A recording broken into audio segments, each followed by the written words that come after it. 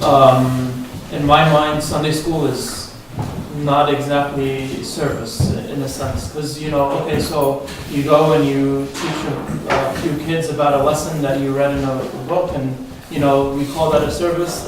It's really nice, but in my mind, to be honest, that's not really service.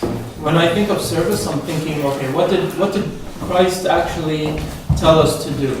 And when I think about that, I think, okay, fine. He said, so he took the people, he said, I'm going to separate the sheep from the goats. And he said, come unto me, blessed of my Father, for I was hungry, and he gave me food. I was thirsty, and he gave me drink. Naked and in prison, and he visited me. Naked and he clothed me. And then on the other end, he says to the others, depart from me, you wicked, because you did not help me when I was in need, in the same kind of fashion. And so then they say, when did we see you like that and we didn't help you? Or when did we see you when we did this to you? And he said, whenever you did it to the least of these my brethren, or whenever you did not do it to the least of these my brethren, you did it or did not do it to me. So he's saying that we can serve Christ directly by serving those people in need. So and when I'm thinking, as I'm thinking about it, we have so many opportunities to serve people all around us. I mean, if you think about the people who are in need, the people who are elderly, we have so many people. How many people have a giddu or teta that is not very mobile and may need like some help at home, and sometimes is alone at home for days at a time. Might just need somebody to visit and say, hey, how's things going? Can you tell me what's going on? Just somebody to talk to, just somebody to be with, somebody to, they love to tell stories. You want to listen, or they love to hear your stories, and so you kind of develop like relationship with these, And then I happened to be, listening to the radio as I was,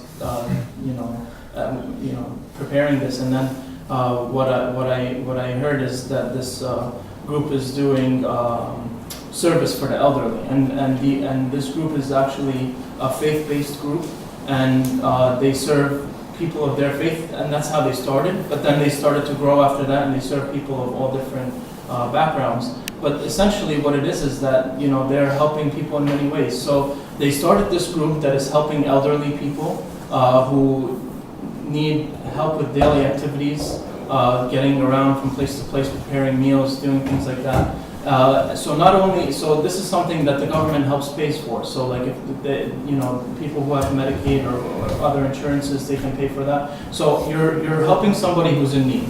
You're giving somebody a job. You're providing a job for people, and at the same time you're catering to the people of the people who are burdened with having somebody old at home that they need to take care of. You're helping. So you're helping in many ways. So this is something that's very impressive. It's like there's so many different opportunities. This is one example of another opportunity for service, but we can do it too. We have tomorrow advertisement. We have tomorrow the community meal. All right, the community meal is right here in Ridgewood in our own backyard.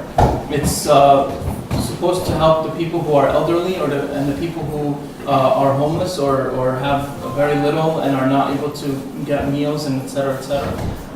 So these people we get together, we serve them Christmas breakfast tomorrow, because a lot of these people, they're elderly, they don't have family around, they don't have people to care for them, and so when I think of service, that's the kind of service that I think about. Going to, we all know people who have been sick. Have we decided to take time out of our life to go and visit the person who's sick? Somebody who's in trouble, do we help them? Are we standing by their side when they're in trouble? These are the real service things that we can do. I think the problem is when we think of service, and when we think of servants, we think of service and servants inside the church, And it's great to serve inside the church, but the reality is that we're called to serve not just people in the church, we're called to serve everybody, and we need to branch out and reach out. Uncle Samir always tells us, get out of your comfort zone. Yes, it's so nice and comfortable being here because I know everybody here. All right, I can feel comfortable with you guys, and if you guys need help, I'll help you because I know you, we're all friends and that kind of thing. But when I go out and I help somebody who I don't know, who's in a dire situation, and I hand him, something that, changes his life for that minute, that's something that's important. And this is how we reach out to people who are in need. The church needs to reach out to others to help also bring people to Christ. And that's really the real service. And that's not to take away from the service of the Sunday school servants who, of course, the youth are the future of the church. We need to serve in that capacity as well. But I think we need to also broaden our minds to what really is service. And I think I've talked about this for a while. But Thank you, Ronnie. Any questions, guys? Anyone wants to add a question or add a comment?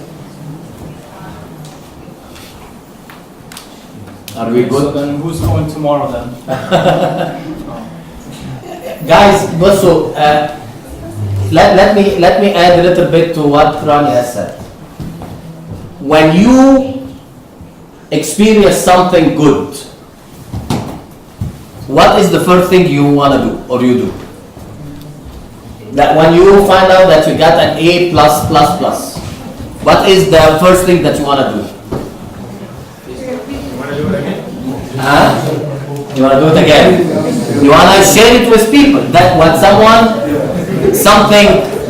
لما بيحصل أي proposal, the second moment on Facebook وكل حاجة بقى لايك وشير ولايك وكومنت ولايك وشير وده اللي عنده ما اعرفش قد ايه كومنت وده عنده قد ايه شير وده عنده قد ايه لايك. When something nice and you experience something good in your life, when you experience something good in your life, you want to share this with other people. And if I have experienced God's love, I want to share this love with other people. If I'm not serving, it means that I'm not experiencing this love. As simple as that. And this experience of love will be manifested into all the ways that Ronnie has shared. It doesn't have to be shared in a wa'azah or a class or a lesson. You just share God's love with people. You just give people give people an ear, make someone happy. When we went to the fire department and the precinct, you just تخلي الناس دي تحس انها important, ان هم appreciated, انه we love them, انه we appreciate what they're doing for us. Everything you're doing for other people to put a smile on their face is a kind of service. And service is not the servant وده مش servant, the servant وده مش servant. That's not how it is. Every Christian who experiences God's love is by default a servant. Regardless بقى the requirement of the church, the requirement of the church in order to teach, you have to be qualified or مش qualified. You have to be prepared, do pre-servant, whatever. لكن that's not, people who are not doing this does not mean that they are not servant. Any Christian who has experienced God's love is a servant. And you need to do that. You need to learn to do that. And you start when you serve, you start with, the Bible say, you start with what is called Jerusalem. And then Judea, and then Samaria. We like to go to Samaria first. هنروح كينيا وهنروح زيمبابوي وهنروح مدغشقر وهنروح بلاد الوأواء وهنروح معرفش فين و sometimes we go to Egypt to do mission. That's perfect. That's very good. Like that's the far. What about exactly what Ronnie said? Your ghetto, your brother, your sister, your parents, your siblings, your co-friends, co-work, people who are close to you. We forget about these people and we try to go out. Please start with your Jerusalem, your small group, and then start thinking of going out. Like, it does not make sense to go to Kenya to serve and I'm not serving my small homeland. Okay? So Ronnie spoke about the manifestation. You show this service in many ways. You show it because you love God, and you show it not only to people outside, like you show it to the people who are close to you first. So that's the first question. Anybody wants to ask anything? just to add another thing that I forgot to say is that the great thing about us as individuals is that we all have different sets of talents, and the reality is that not one person can cater to help all the different people in all different ways that they need, but one person may have a specific talent for singing, for example, and if they use that talent to help those around them, like cheer people up and this and that, then you're really using your talents for the service, and that's something that's very important. But we all seem to box in service in Sunday school, then it doesn't work out. But the reality is that you have to be creative with the talents that God has given you, and that's how you really advance the service. Thank you very much. Any other comment? Okay. The second question is going to be by Deacon N.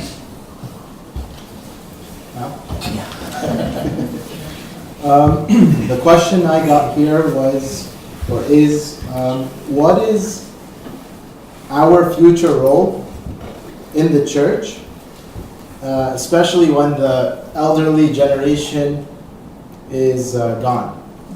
So that's a good question, right? What's the future of the church? I remember when I started the seminary in 2014 in St. Vladimir's. I remember we had an orientation with the dean of the seminary, and he told us something that I won't forget. I'll never forget, actually. He told us, he reminded us of the scripture that says, you did not choose me, but I chose you. So that's God telling his disciples, or the Lord telling his disciples, I'm choosing you to do this work. And he told us that he was equipping us for the future.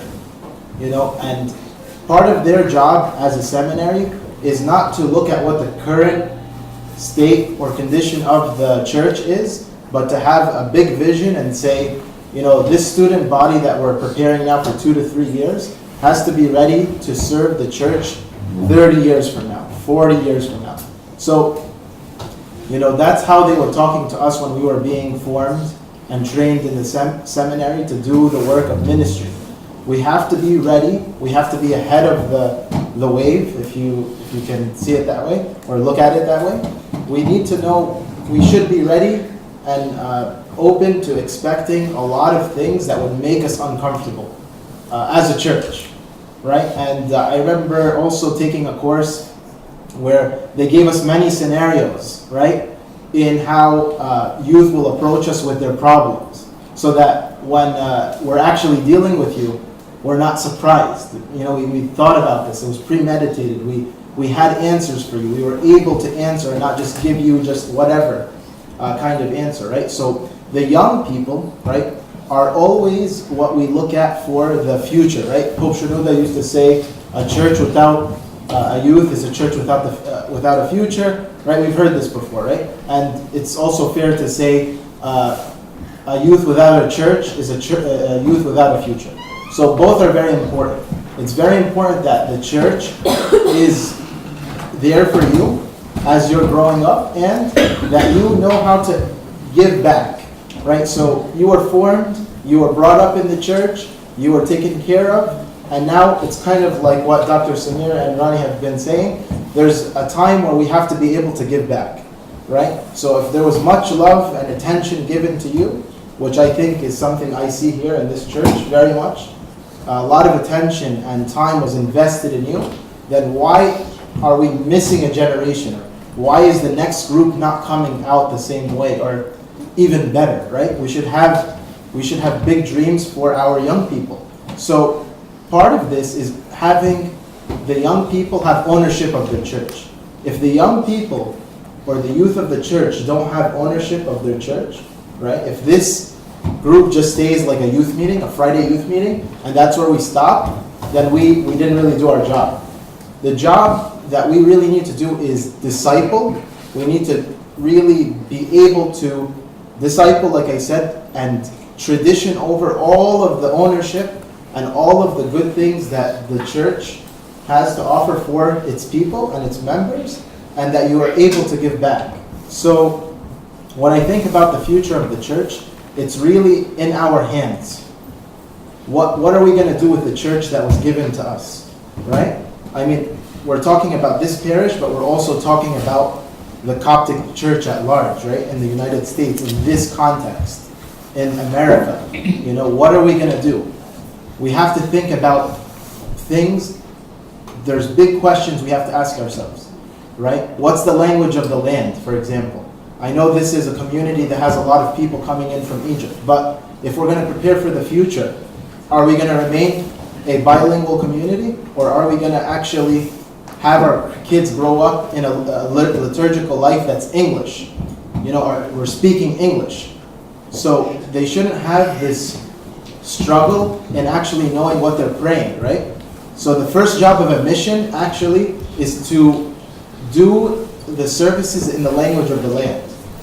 That's one thing. Another thing is education. I always like talking about education. A lot of you guys are young professionals. A lot of you guys are doing great things in the secular world. But how many of us are actually going to train ourselves and equip ourselves theologically, right? Who actually knows the doctrines and the teachings of the church? Who is going to actually do some research and be able to provide answers for those really big, tough questions? You know, we take everything else very seriously, and then when we come to church, we're ghetto. We're doing things in a very unprofessional way. Yalla, come on, let's get through this. We need people that are zealous and professional about the church, right? And I'm really pushing that. That's my kind of vision sometimes when I think about the ministries of the church. They need to be done in a professional manner. So for example, you know, the older generation is telling us go visit people in the hospital, right? Go visit people in the hospitals, right? But you know there's a professional way of doing that. Who here has heard of clinical pastoral education or chaplaincy? Has anyone heard of that? Chaplaincy? Hospital chaplaincy. Maybe a few of you, right? There's a professional way of doing it. So there's ways of getting trained to do something called active listening, where you actually listen to people and you're trained and educated on how to visit people in the hospital. So we need to go a step further. You know, our parents, they taught us how to go to church, how to visit people. Okay, but we need to actually get a little deeper. We need to do things in a more formal, organized, professional way, because that's our reputation.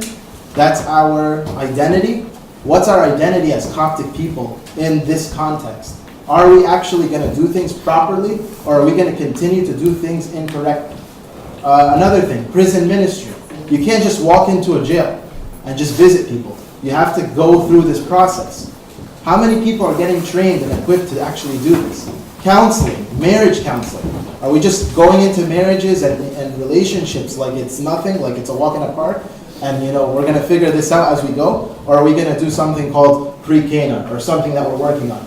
Let's be organized. Let's be intentional about what we're doing instead of this haphazard kind of behavior that we're used to and that we were given. Right? Let's stop being careless and let's start being more intentional and being more organized and being more meticulous to the things that really matter. Another thing, you know, the cleanliness of the church. You see something on the floor, pick it up. You know, just simple things like that. You guys want to do mission, right? Like Dr. Samir said, you don't have to go far to do mission. Do you know that in the first 30 seconds, a visitor who's visiting the church makes a decision on whether or not he or she wants to be part of a community in the first 30 seconds? First impressions are everything. So we have to really take care of our identity, how we present ourselves, how hospitable are we? Do we ask about people? Do we approach people when they're coming here for the first time? Are we welcoming? Are we cliquey? Or what are we? Right? So I see that we have a lot of good things, but if you really care about the future of the church and you really want to do something, you really have to be intentional about it, and you almost have to take it by force. No one is going to tell you you have to take on Uncle so-and-so's job or Tant so-and-so's job. It's discipled, it's traditioned over to you, it's given to you, but you also have to show a strong interest in everything that was done for you and how you're going to go further with it. How are we going to go further? And that's what I was just explaining. Let's try to do things in a more organized, professional manner so that we're taken more seriously and that we actually have a voice and a presence in the community. So when I think about the future of the church, I think about these sorts of things. Servants prep, for example. What are we actually teaching people in servants prep? Do we have a good, solid curriculum? What is the curriculum? Do our people even know the Bible? And I'm going to hit a very soft spot in the Coptic church. Where's the Bible study? The Bible is the curriculum. The Bible is the curriculum. Where is that? If we're not doing that in the church, then do we expect you guys to do that at home? We should be teaching Scripture. We should be using that as our book and our manual. Not just giving the same lectures over and over and over and over again. But we have to be innovative, creative. We have to be inspired by the Word of God. That's my opinion here on this topic. So it's all about education. It's all about doing things professionally. It's all about thinking outside of the box. It's also about good communication and teamwork, right? It's not just a few people that are going to do the work. So when I think about the future of the church, it's really up to us. We're that small rudder that will steer the church either in the right direction or the wrong direction. So again, this is not about being liberal or conservative. This is not about two camps or two sides of, this is a more liberal Coptic parish and this is a more conservative one. No, I'm not really talking about that. I'm talking about the really important things that we should start paying attention. What's on our radar? Or are we going to be surprised? Is anything on our radar? So I know I've touched or hit a few points that I'm kind of all over when I speak, but when I'm thinking about the future of the church, I really take it personally. And that's why I chose to do the things that I chose to do in my life, which is to get trained, to get educated, to prepare myself as much as I could. I think a lot of you are also going in that direction. And there's different ways of doing it. Not everyone is going to do the same thing, but we should also be aware of who's doing what and see how we can work as a community. So those are my thoughts on this question. I don't know if I answered that the way you wanted, but that's how I think of the future of the church. Any comments, guys? Any question? Any addition?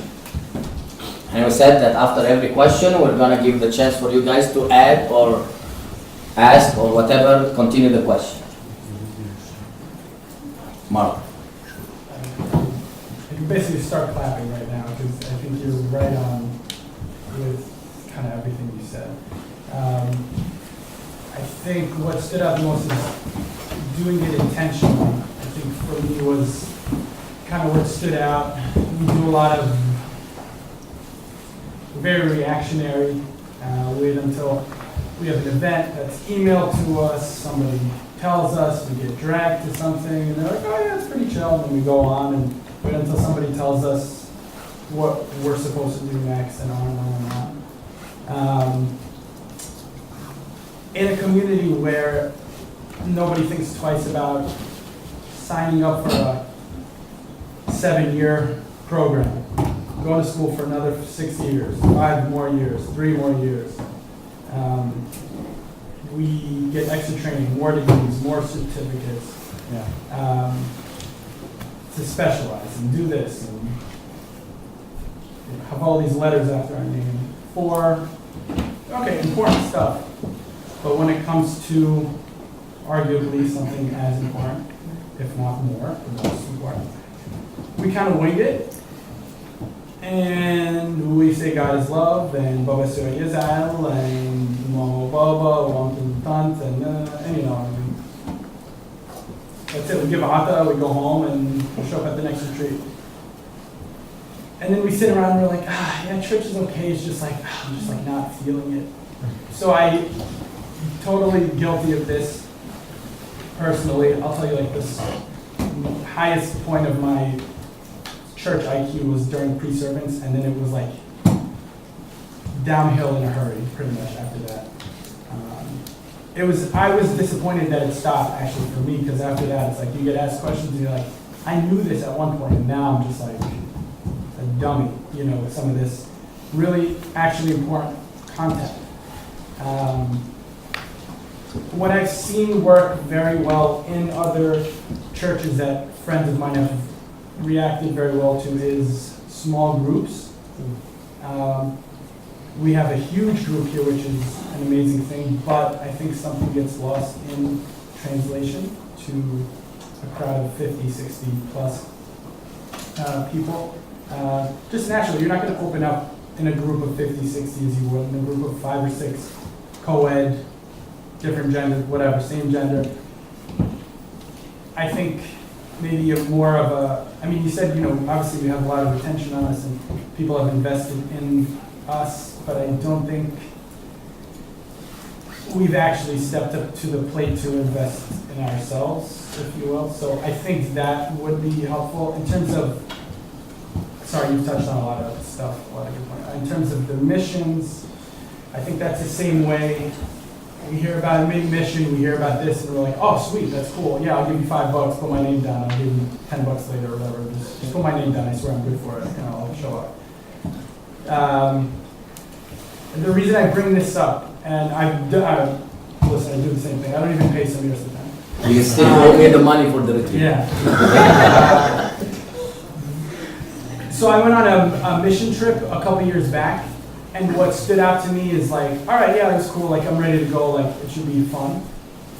For me to go on the trip, this is a group from Egypt. I had to do the necessary assignments. And I was like, what are you talking about assignment? I'm just trying to go on this trip. What are you going to assign me? They set me up with the website that they do in their course. Hours and hours and hours of lectures and PowerPoints and stuff where you're supposed to listen to it and then answer questions and then submit the assignments. And I was like, listen, homie, not whatever. I got like a week before, this is not happening. I'm planning on sleeping this week. Like, pick 4 and I'll do those. Like, come on. And they, you know, they let me slide on that or whatever. But this is something that these kids actually did. They literally, there is a course. They told them, you will not be sent out. You will not represent us if you are not prepared, if you have not been trained to do the job. If you don't go to dental school, you're not a dentist. You don't go to med school, you're not practicing medicine. Period. You don't go to the police academy, you don't get a badge. Can we do something like that? Maybe a certain level of formality, professionalism, like you're saying, because that reflects in kind of what we do. We do a really good job of reaching out and people love us. But the depth there in terms of the knowledge we can share, I know I'll be the first one to be like, hold that thought, great question, let me refer you to someone who might know it. In addition to a lot of other stuff, you mentioned kind of like wedding stuff. I think the Coptic Church just started that as well. The Catholics have been doing this for years where you're not allowed to get married until you go through their course. Yeah. So I think intentional, like you mentioned. There's one more thing you reminded me of, if you don't mind. I'm just going to say it really quick.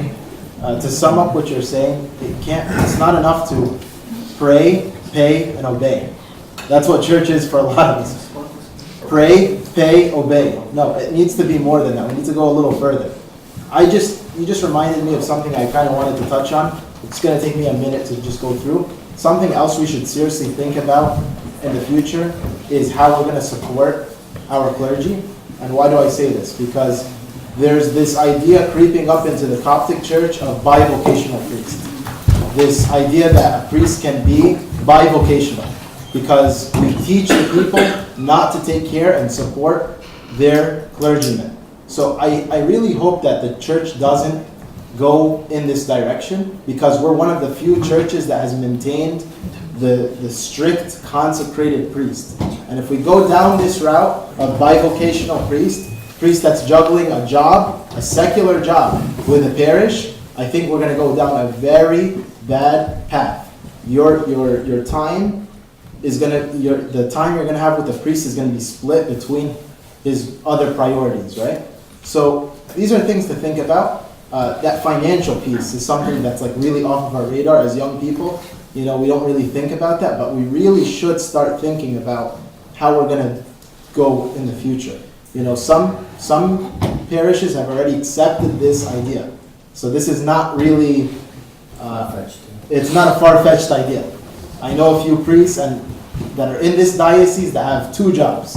They work a secular job and they're a priest. They take their gelabeh off, they do their 9 to 5, and then they come back on the weekend. Okay? These are things for you to think about. You know, this is not just like an idea, this is actually now happening. So I'm with you on this. We have to really start thinking about this. We shouldn't just worry about it when we're in trouble or we're stuck. One of the attitudes that I don't like, guys, is the attitude of it's either I don't care or أنا مالي. يعني you know يعني that's Samir's job, that's Abuna's job, that's Bason's job. It's not their job. It's your job, guys. And if you don't step up, the church over the long time is gonna die. I'm telling you this. Samir is not gonna live forever. Abuna ربنا يديله طول العمر. No one of these elderly people are gonna live forever. And if everything is centered about one person, anything that is centered about one person, one day is gonna fall. When this person falls down, or fell down, or whatever present بتاعها ايه, everything is gonna be a disaster. And that's why you should step up, guys. And the policy now, and I like that very much, when someone has a vision or has something to do, okay, do it. Rita suggested something, we're gonna start it in January. Yesterday someone suggested something, we're gonna do it on January 2nd. I'm gonna say it later on. An event that we did today in the precinct, we were giving gifts to the community, it was someone's idea. احنا خلاص يعني the elderly people are very monotonous, are very routine, are very the same, and the church cannot survive this way. And وبلاش please the attitude of I don't care, it's not my job, let Samir do it, let someone else do it. It's your responsibility. It's your responsibility. Think of something and do it. And that's how we're going to grow spiritually, and that's how the church is going to grow bigger and bigger. Just like what Mark and Deacon Anthony were saying about making things more official and making letting there be steps, for example, to go on a mission trip or to serve or to do certain things. Unfortunately, a lot of the times the idea behind, the reason it's very difficult to follow through on that is because then people will be like, okay, never mind. And then the service is lacking. And that's something I know Uncle Samir always preaches, is and that's what he's saying about us stepping up, but unfortunately if we tell someone hey, you have to take 5 classes before you can come on mini mission. This is just an example, hypothetical. They're gonna be like, okay, never mind, I don't want to do it anymore. And that's But because I know what Mark was talking about, and you don't know people. I know people who are doing these classes online. That's what Mark's supposed to do. بس طبعا هو يعني Just answer. like people do that online in order to مش بس to qualify to go on a mission. It's for their own learning and understanding. No, I'm saying the problem is that if or when we require that, it becomes okay, never mind then. The mentality of the volunteers becomes, I don't want to do this anymore. Exactly. You want me to do extra Right. work? I'm already we kind of fall into the idea that we're already offering the service. I'm already presenting my time to you. I don't need to do anything else to do it. You know what I mean? I think that's a cultural change. If that's from But now, that's still a the- thing that we have to deal with. But if that's the norm, and that's just, this is what we do, you want to come, sure, this is what you have to do. If you can't do it, you can't do it. Yeah, I completely agree with While it may attacking that. distract or dissuade some people from coming, ultimately, I think, will be a benefit when you and all my friends are doing it, and I'm all doing you're on swag, and it's oh, you guys did it? Oh, geez, I better get my act together. It's not just I'd rather, it's quality, not quantity necessarily. It's we send 10 people that are winging it, or 5 people that put in the time. I don't know. بلاش please the attitude of it's not my business. It is your business. If you care about yourself, your family, to grow in this beautiful Orthodox teaching, it's your responsibility. Otherwise, the church will die. Joe. Just to go on what everyone said, like every church we need changes as we go forward, like into the future. And no matter what we try to change, we're gonna encounter problems. So just because we know that there are gonna be problems, shouldn't dissuade us from making any of these changes that could be beneficial. But we should just keep that in mind, like what Evan brought up, like what he just brought up. We should keep that in mind, know how to like battle it, but still go forward with those changes. So. Yeah, we should start thinking about our future, like, at a family level. Like, we're all at a point where we don't have any kids, right? Well, most of us, right? You have to think about, as a parent, you think about where you're gonna raise your kid. What school am I gonna put my kid in? And like, if you're already thinking, like, I don't want my kid to grow up here, there's a red flag. There's already a red flag right there. You have to see that you have to want your family to be part of this. And if you don't, then you're already thinking about this place as a kind of like a transitional place. Like, I'm just passing through here, right? I'm getting what I need to get. This is good for me right now. They're taking care of me. I'm having fun. Everything's good. I'm getting my degree. I'm going to make a nice living. And then my plan is to get as far away as I can from here. Does that make any sense? No. Because everything was, invested in you. You were taken care of, right? And then, I don't want to raise my kids into this kind of environment. It's too, it's a low class. It's not an environment that I want my kids to grow up in.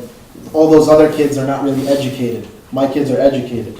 Those parents are strange and weird, right? So we have to build community that really wants to be here, that really enjoys being together.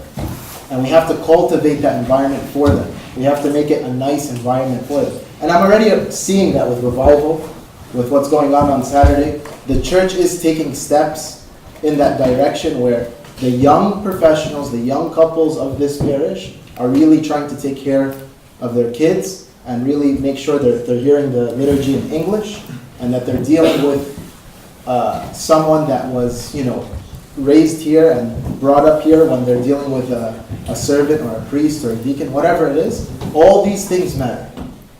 So we can't continue to get upset when Abuna is pouring too much water and the future priest 50 years from now is yelling at the deacon that's putting too much water, right? Who had that happen to them? Happens to me all the time. That's not a big deal for us, right? Just pour the water, finish up and drink it, But I always use this example because it's just those things that our kids are not going to deal with. Those are the things that we shouldn't hold on to. Come on, let's move. Let's get past these things. Let's make it a better future. Just take note of the things that you don't want to just happen and repeat in the future. Just take mental notes. Pope Shenouda used to do that all the time. He used to just write notes about things he just didn't like. And just keep mental note of them and just don't repeat them. Don't make the same mistake. Because what ends up happening is we become the very same thing we were part of. Right? Some of us grew up in households where the father's always yelling. And we grow up saying, I'm never going to be that father. And you end up being just like that. Because you weren't able to really be fully aware of what you needed to do and prepare yourself so that you wouldn't be like that. So those are things we should think about. Right. I don't know if that's going to be the last question or what. I'm going to take this and actually you're going to answer. It's one of my favorite topics. Take one game. Habakkuk. That's not okay, so these are the questions. You didn't make it, by the way. These are questions that came from you guys. So the question says, how and what to look for in choosing a husband or a wife? I like it. How and what to look for in choosing a husband or a wife. I'm gonna add to the how and what. I know that you're gonna probably hate me. That's I have to say. Because I love you so much, I have to say, I'm gonna start guys. I'm gonna start with when And what, guys, I know that you like this stuff, بس ركزوا معايا please. Guys, please. واضح ان انتوا you like this question, right? Okay, so I'm gonna start with when, and I'm gonna have you answer what. I wanna hear from you when you look for a husband or a wife, what you're gonna be looking, Eva. When you are looking for a husband or a wife, what you will be looking for. I'm gonna answer the when because I do care about the when. Okay? So when to look for or be in a relationship. When do you guys think? Let me take your opinion first. When do you think, guys, I can be in a relationship? When? Do we have a when? ولا we don't ولا it doesn't matter. يعني ما بصوا هتزعلوا مني بس I have to say that. So if I have a 17-year-old guy in senior high school or junior high school and he's falling in love with If you have a 17-year-old in junior high school.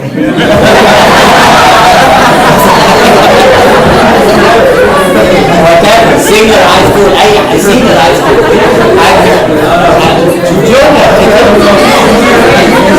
Junior high. You meant junior in high school. Different than junior high school. Junior high school is 6, 7, and 8. لا sorry, you know what I want to say. Junior in high school. Junior in high school. He's 17 years old. Okay? And then he starts liking a girl who is 1 year younger than him. بصوا هقول لكم حاجة. And like it or don't like it, I'm 64 years old. I have been serving this generation in hundreds of relationships, okay? And I'm telling you, that's why I'm telling you, 90 to 95% of relationships that start at a young age fails.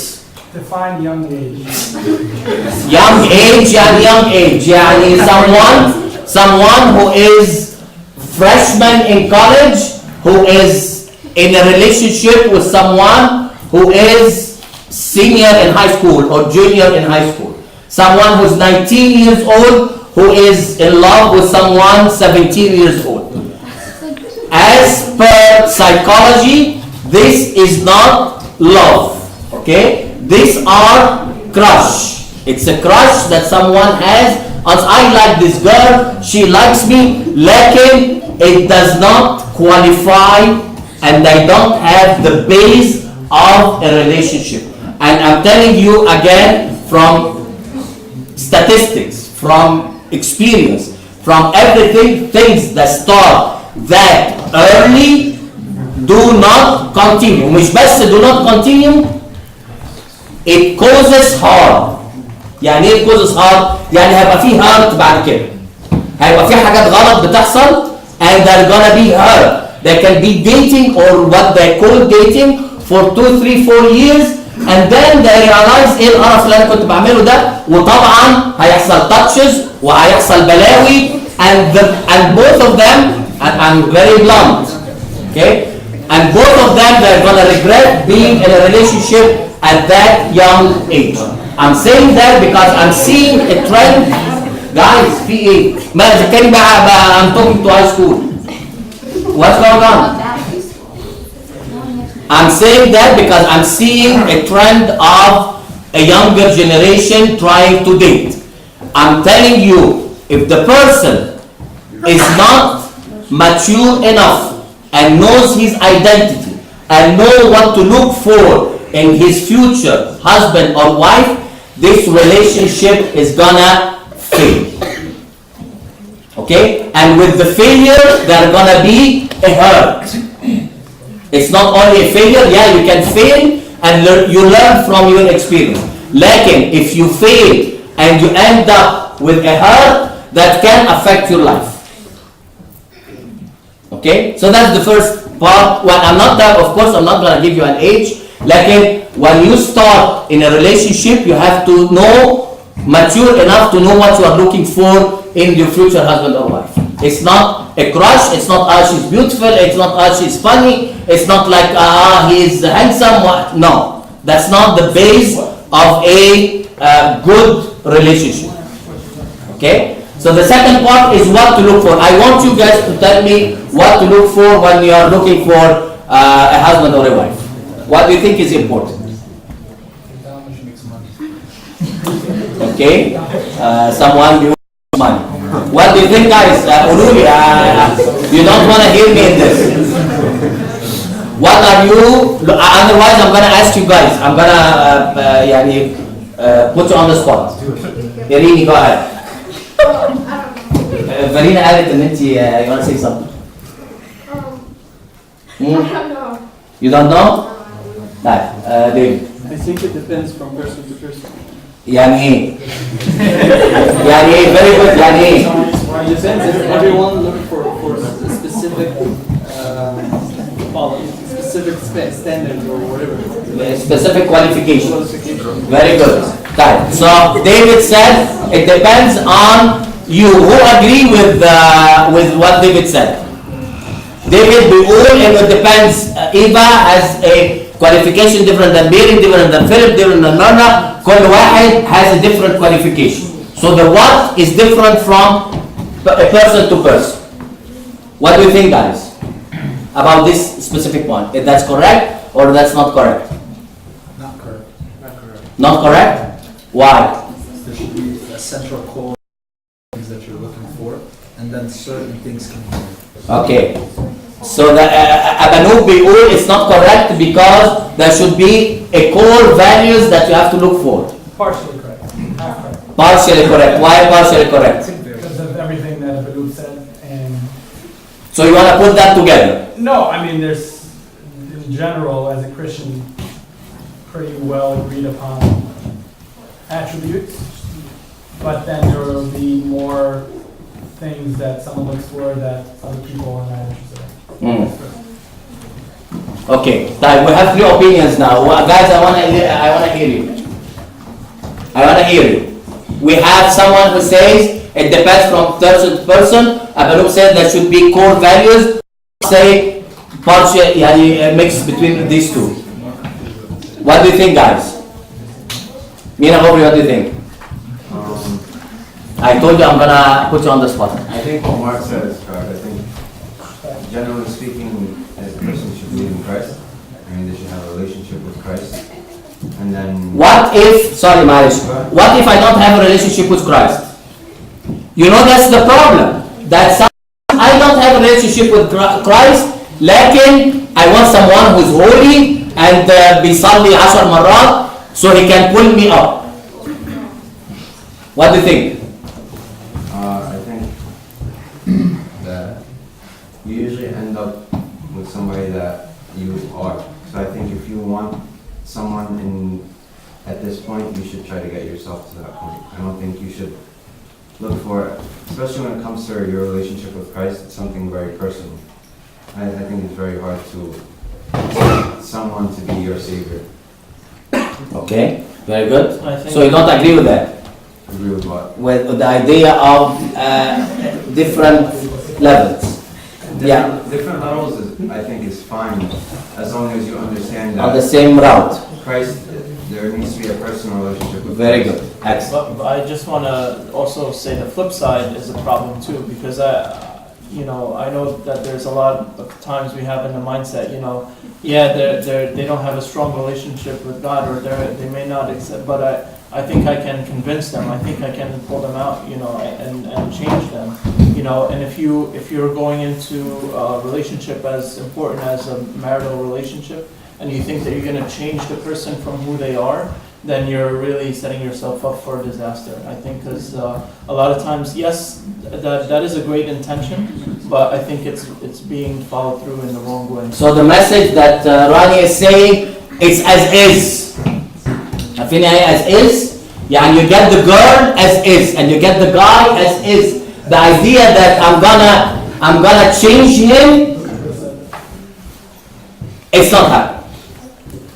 It does not happen. So you take the guy as is. هو كده بيعمل كده، بيتصرف كده، بيتحرك كده، بيلبس كده، بيشرب كده، بيصرف كده.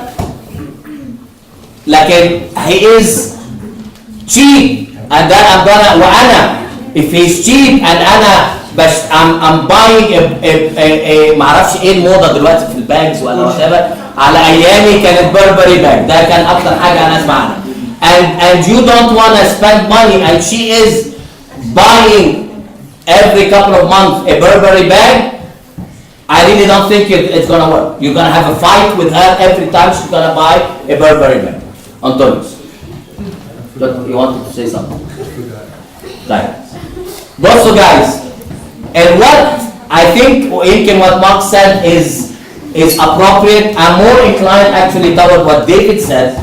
لأنه if I'm not a spiritual guy, okay, it's gonna be difficult for me to get someone who is very spiritual.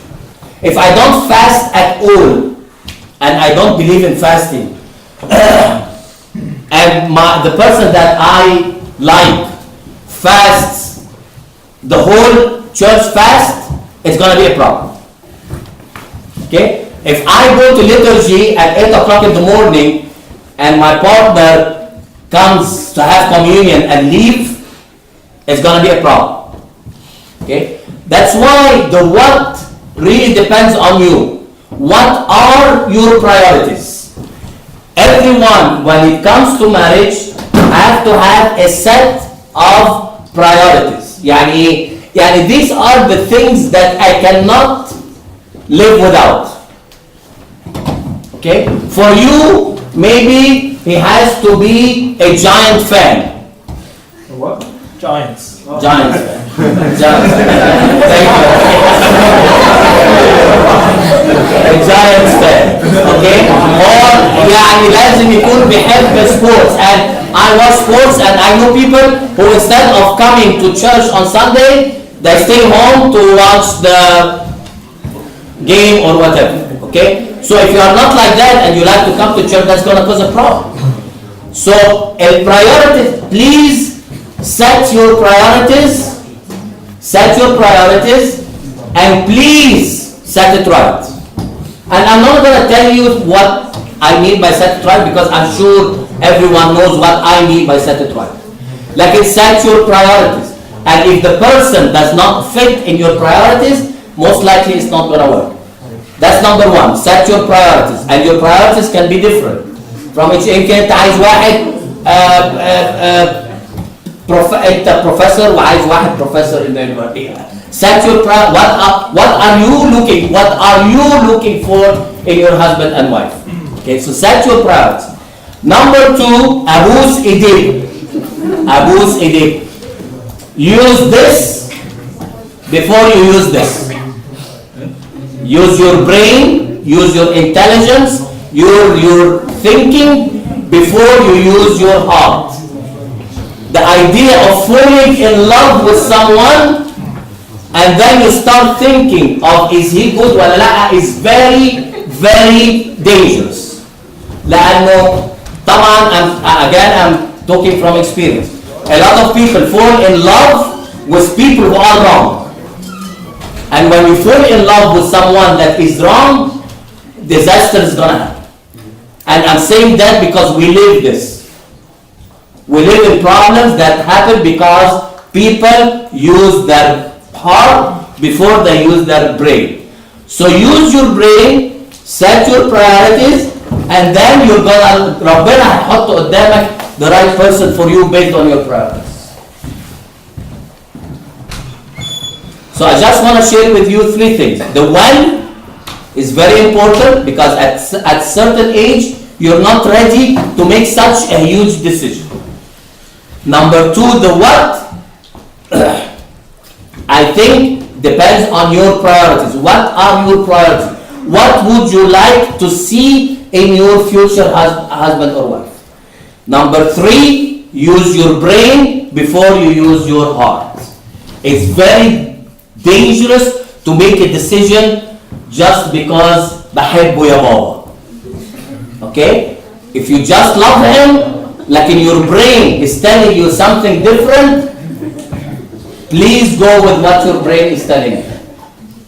I'll just add one. A lot of people focus on these checklists of this something. Just think for a second if that you would show up on somebody's checklist. I think Right. there's a lot of room for self-improvement that people don't realize. And there's a lot of overreaching, undeservedly so for things that one has not also looked inward for. So I think that's.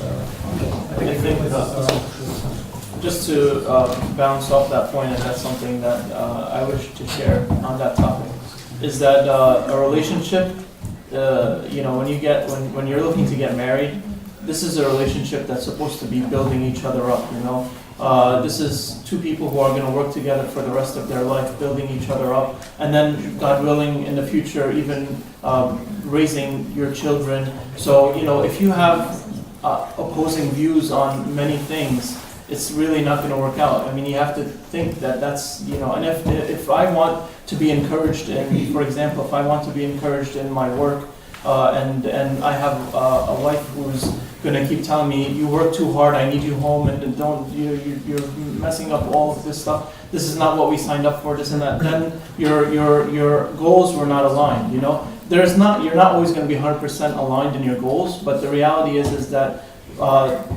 you are going to rely on them to build you up, and they're going to rely on you to build you up. So you have to have shared common vision, and you start to align your goals together, and that's something that's very, very important, is having common goals, common aspirations, common dreams. That's something that's very, very important.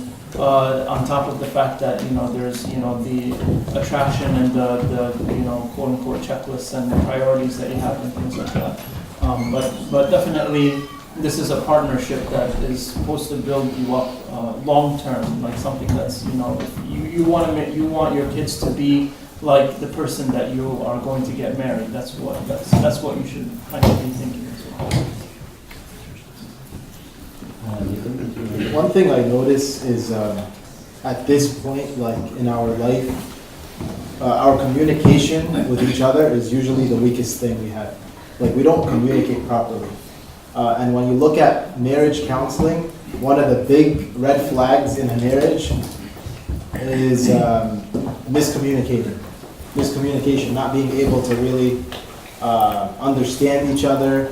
And so we need to really prepare ourselves, like before you even consider someone, like you said, you really have to give and take in conversation with that person. Is there good conversation happening? And obviously, is Christ in that conversation? Or is it just a bunch of whatever talk, waste of time talk, flirting talk? What kind of talk is it?